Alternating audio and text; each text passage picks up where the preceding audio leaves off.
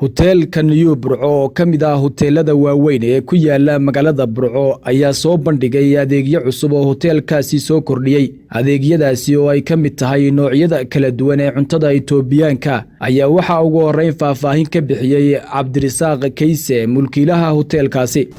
waxaan halkan ku soo bandhigaynaa adeeg kamid ah adeegyada aan ku soo kordhinay New Burco restaurant. adeegaas ah cunto Itoobiyaanka inta badan kolley waxaa la yaqaanaa dhaqan baynu lahayn oo cuntooyinkeena hodheelada ay dee u sameeyaan waana muhiim in wax kala duwan la helo. waxaan u soo kordhinay mar haddii maanta dee dadkeenu ay leeyihiin in badanoo wixii hore aynu cuni jirnay ka daashay noloshuna ay u baahan tahay mar walba wax kala gadadisan bal inaanu ay naga helo bulshadu adeeg dheer intii hore loo samayn jiray. iminka waxaan soo kordhinay waa Itoobiyaanka. insha allah waxaan ku dari doonaa oo niyadna doonaa dhawaan inaan soo dhaweyno wixii cuntadii ay carabtu cuni jirtay inta badan Yamanta aynu darisnahay. Yamanta iyo Itoobiyaanku dib way nooga dhow yihiin meelaha kale. geesta kale munaasabada oo ay ka soo qayb galeen barasaab ku-xigeenka gobolka Togdheer, xogayaha fulinta dowladda hoose, isuduwayaal, mas'uuliyiin ka socotay hay'adaha ka howlgala gobolka Togdheer, waxgarad, aqoon-yahano iyo marti sharaf kale oo qaar ka mid ah halkaasi ka hadleen ayaa bogaadiyay horumarka iyo tayeynta lagu sameeyay hoteelka New Burco.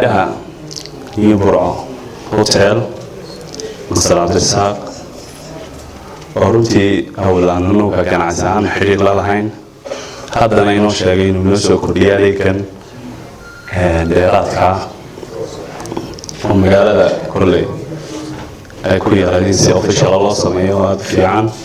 runtii ka ganacsa ahaan waan soo dhaweynaynaa annagu Cabdirasaaqna waxaan leenahay insha allah waa loo baahan yahay in wax kala duwan iyo wax ka duwan waxay hodheeladu sameynayeen la soo kordhiyo. كورفيشن هانا أنا كلي فرحت بيناته نيو برع هرن ومود الشقين شرني إما كانوا مود الشقين لنا وهودال ديننا حفيز كي يقشار كلي هاي لأن الشقة نقدر حيسو وكشرة نقول اللي شرنو كتراجيو مركب وسولو إننا هودال كان أو حياة بدن سوق كلي سعته بيان كانوا حلا يمانين تيو صوته إن شاء الله وحرمر بدن سميه أيان سوق حلا ورجينيه عشان حلا حلقة كسيوات قبل كانوا حلا هاي dhalinyarada in lagu soo xidhmo.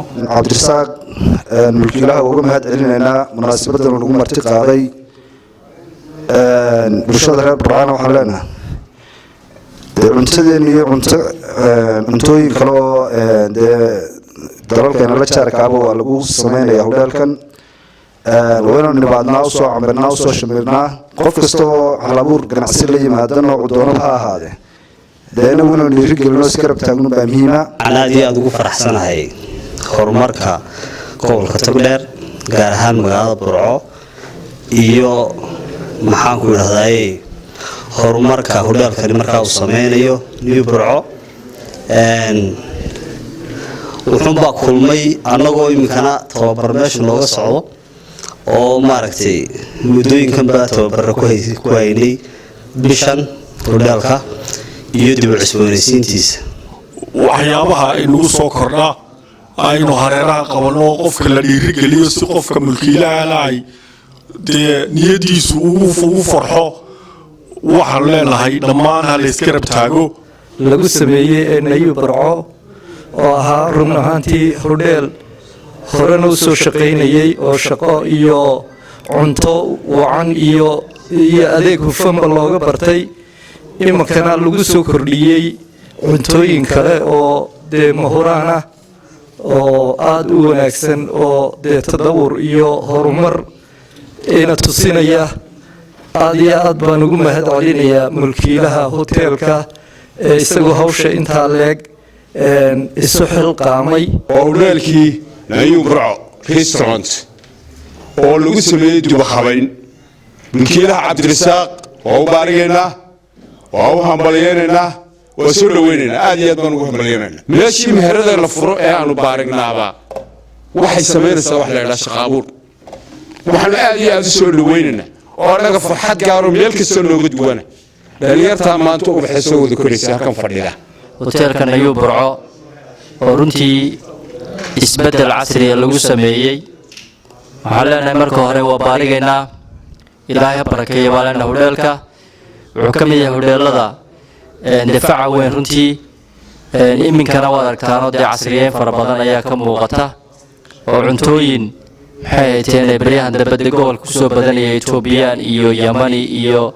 baa lagu soo kordhiyey waxaan rajaynayaa inaan kastamarkii awalba kastamar baynu hayna inuu kastamarka qaybta xabashiga iyo maxay hayteenay yamaniga cuntada casriga lagu soo kordhiyey inaan kastamar fara badan u noqon doono casriyeynta iyo dib u hagaajinta lagu sameeyey hoteelka New Burco ayaa noqon doonta mid wax weyn ka tari doonta raaligelinta macaamiisha iyo sidoo kale horumarka hoteelku uu samaynayo. Maxamed Mataan Gabalaax, Sahan TV, Burco.